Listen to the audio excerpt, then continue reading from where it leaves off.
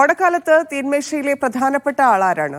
ഊണാണോ, സാമ്പാറാണോ, പായസമാണോ? ഇവരെല്ലാം പ്രധാനപ്പെട്ടതാണെങ്കിൽ അതിൽക്കും മേലെ ഒരാൾ വരണം. അയാളെക്കുറിച്ചുള്ള കഥയാണിത്.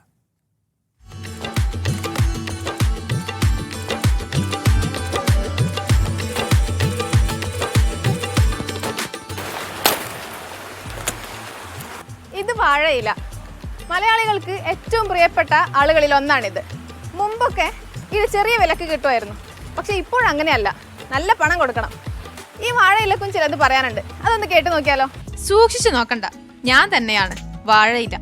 പൊതിച്ചോറ് കിട്ടുന്ന റീൽസുകളിൽ നിങ്ങൾ ചോറും ചമ്മന്തിയും മുട്ടയും ഒക്കെ ശ്രദ്ധിക്കുമ്പോൾ എന്നെ ശ്രദ്ധിക്കാറില്ല.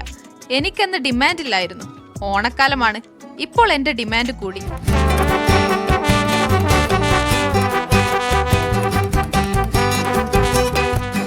ഓണത്തിന് മുൻപ് വന്നിട്ട് ഒരു കെട്ട് വാഴയിലേക്ക് 800 രൂപ, 700 രൂപ, 500 രൂപ ആ റേഞ്ചിലാണ് പൊയ്ക്കൊണ്ടിരിക്കുന്നത്. ഓണത്തിൻ്റെ സീസൺ ആയതിനു ശേഷം 3000, 3500 രൂപയായിട്ട് വന്നുകൊണ്ടിരിക്കുകയാണ്. ഈ വർഷം വില കൂടുതലാണ് കഴിഞ്ഞ വർഷത്തേക്കാളും. ഇന്നലെ വരെ 17 ഇന്ന് 20 രൂപയാണ് ഒരു ഇലയ്ക്ക്. സത്യ ഇല തന്നെ കഴിക്കണം, പൈസ കൂടിയാലും ഇല തന്നെയല്ല കഴിക്കണം, അതല്ലേ അതിൻ്റെ ഒരു ഗുണം.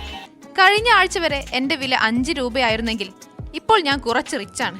20 രൂപ കൊടുക്കണം എന്നെ കിട്ടാൻ. ഓണക്കാലത്ത് ഞാനില്ലാതെ നിങ്ങൾക്ക് പറ്റില്ലെന്ന് എനിക്കറിയാം. പക്ഷേ ഇപ്പോൾ കടകളിൽ വെട്ടുകൊണ്ടും കുത്തുകൊണ്ടും മൂലക്കിരിക്കുകയാണ്. മുമ്പത്തെ പോലെ ആരും അങ്ങോട്ട് വരുന്നില്ല എന്നെ വാങ്ങിക്കാൻ. കോളേജുകളിലും സ്കൂളുകളിലും ഓഫീസുകളിലുമൊക്കെ ഓണാഘോഷം തുടങ്ങിയതോടെയാണ് എന്റെ വില കുത്തനെ ഉയർന്നത്. ഒന്നിച്ചു വാങ്ങുന്നവർക്ക് 15 രൂപ നിരക്കിലാണ് എന്നെ നൽകുന്നത്. ഇതിൽ കുറവ് വാങ്ങുന്നവർക്ക് 20 രൂപയും.